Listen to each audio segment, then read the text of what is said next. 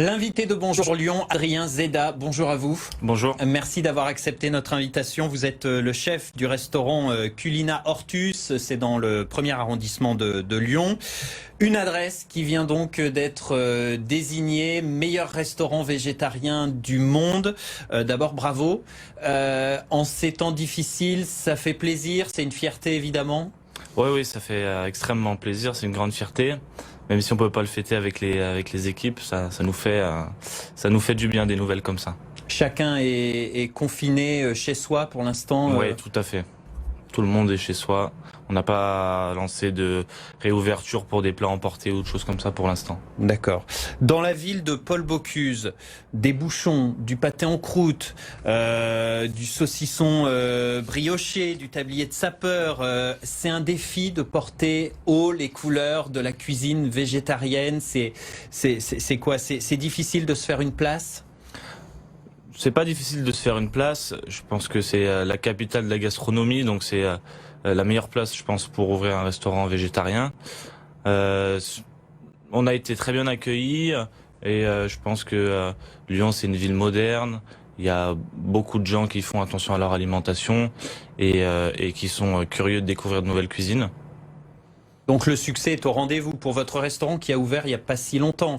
Il a ouvert il y a bientôt 2 ans au mois de novembre. Alors c'est pas mon restaurant, c'est celui de Thomas et Maxime. Moi je suis juste le chef. Mais ouais, en octobre 2018. Votre carte est 100% végétarienne, ce qui est rare en France.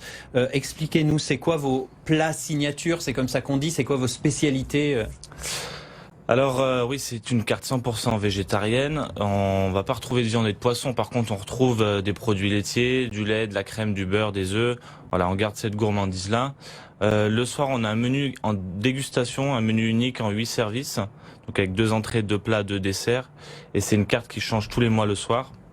Donc j'ai pas forcément de plats signature, mais j'ai des plats qui me tiennent à cœur, des plats qui ont bien marqué.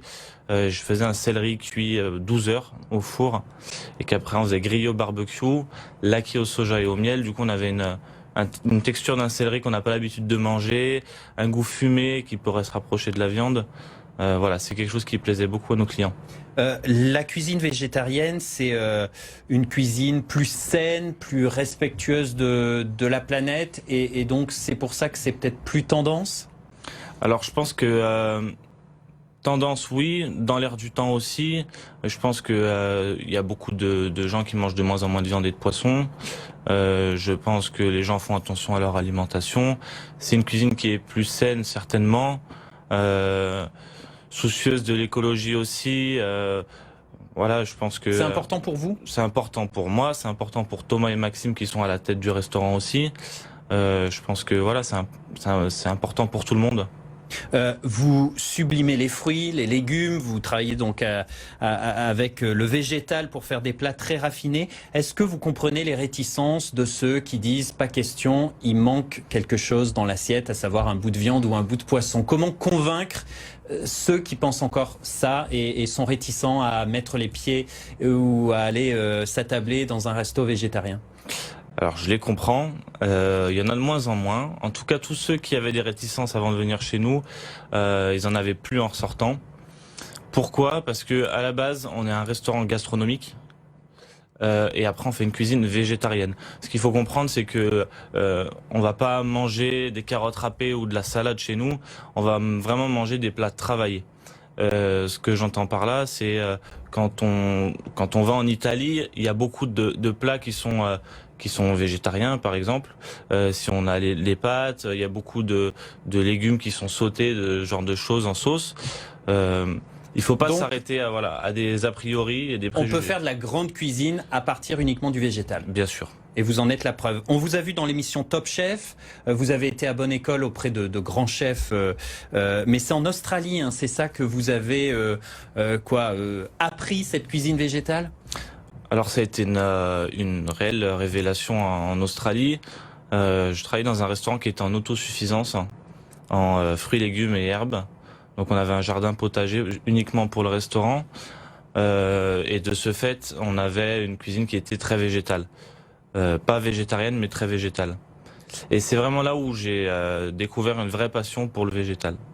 Et encore une idée reçue peut-être, mais vous êtes végétarien vous-même ? Non. Non, vous n'êtes Non. pas végétarien.